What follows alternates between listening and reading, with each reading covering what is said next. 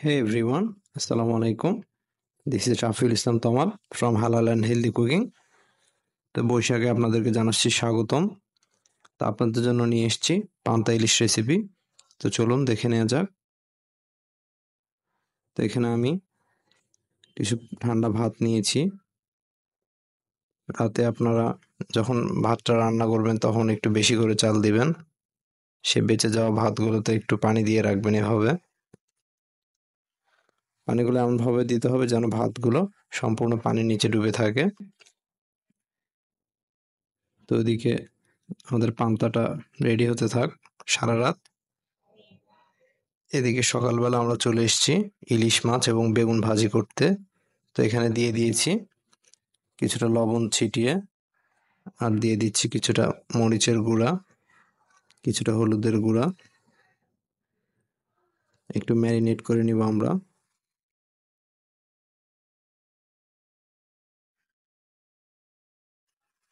তো মাছগুলো এবং বেগুনগুলো আমরা এপাশ ওপাশ করে একটু উল্টিয়ে ভালোভাবে মশলাগুলো মেখে নিব।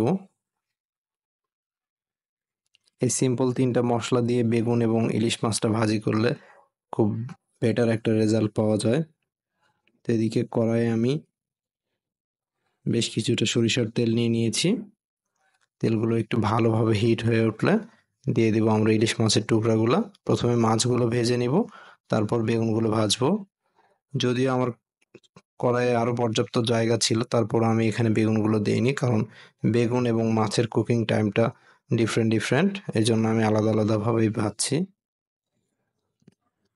তো দেখুন ফ্রেন্ডস, মাছগুলো আমার প্রায় হয়ে এসছে। কখন বুঝবেন যে মাছগুলো আপনার ভাজা হয়ে গিয়েছে? যখন দেখবেন তেল থেকে বুদবুদ একেবারেই কমে গেছে, তখন বুঝবেন আপনাদের মাছের আর্দ্রতা যেটা সেটা প্রায় চলে গিয়েছে। ঠিক ওই পর্যায়ে আপনারা উঠিয়ে নেবেন। ঠিক একই প্রসেসে আমরা এখন বেগুনগুলোকে ভেজে নিব।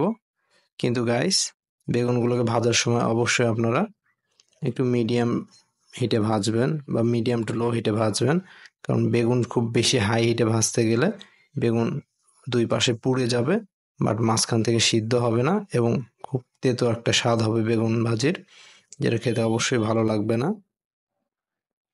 আর বেগুনটা যখন দেখবেন এক পাশ ভাজা বুদবুদ ওঠা বন্ধ হয়ে যাবে, ঠিক তখনই উল্টে দিবেন অপর পাশে।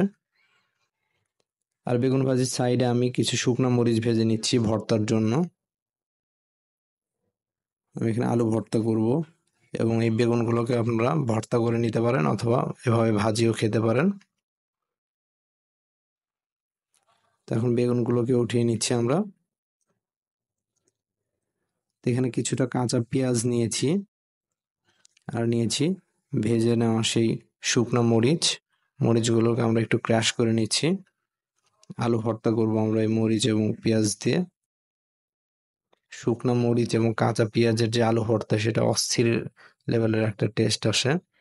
তো এই বেগুন ভাজির যে সরিষার তেলটা রয়ে গিয়েছিল, সেইখান থেকে কিছুটা তেল নিয়েছি আমি এখানে।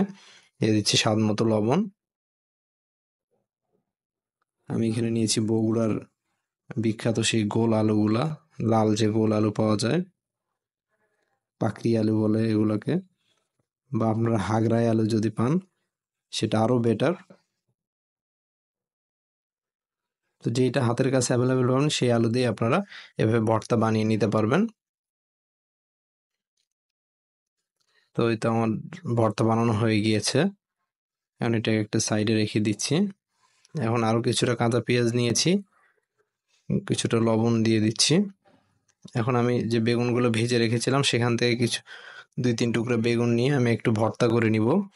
ভাজা বেগুনের ভর্তা খেতে অসম্ভব টেস্ট হয়, একদিন ট্রাই করে দেখবেন।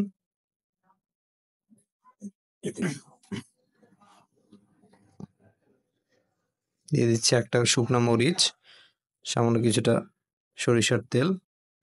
তেল যদিও বেশি লাগবে না, কারণ আমরা বেগুনটা ভেজে নিয়েছি অলরেডি। বেগুন ভাজার সময় পর্যাপ্ত তেল শুষে নিয়েছে।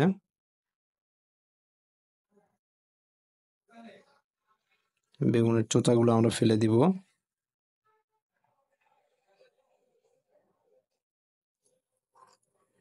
দেখুন ফ্রেন্ডস, কত অল্প সময় ঝটপট তৈরি হয়ে গেল বেগুন ভর্তা, আলু ভর্তা, ইলিশ মাছ ভাজা। তো এখন সকালবেলা আমরা পান্তাটা প্লেটে উঠিয়ে নিচ্ছি।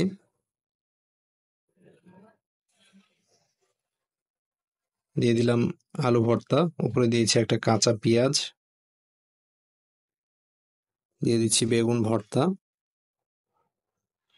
দিয়ে দিচ্ছি একটা ইলিশ মাছ ভাজা, 2টা শুকনা মরিচ, যদিও আমি শুকনা মরিচটা খেতে পারি না, দিয়ে দিচ্ছি 2টা কাঁচা মরিচ। তো ভিউয়ার্স, আসলে সকালবেলা পান্তা খেয়ে দেখবেন পেটটা এত ঠান্ডা থাকে এবং মনটা অনেক রিফ্রেশিং লাগে, পেটে অনেক শান্তি অনুভব হয় পান্তা খেলে। আর যে কোনো ভাত আপনারা যখন পান্তা করবেন এর মধ্যে ভাইটামিনস এবং মিনারেলসের পরিমাণ অনেক গুণ বেড়ে যায় এবং অবশ্যই সেটা 12 ঘন্টা মিনিমাম ভিজিয়ে রাখতে হবে। তো গাইস, আজ এই পর্যন্তই, ভালো থাকবেন, কথা হবে অন্য কোনো ভিডিওতে। আর আমাদের ভিডিওটা ভালো লেগে থাকলে অবশ্যই লাইক, কমেন্ট এবং সাবস্ক্রাইব করে দেবেন চ্যানেলটাকে। আসসালামু আলাইকুম।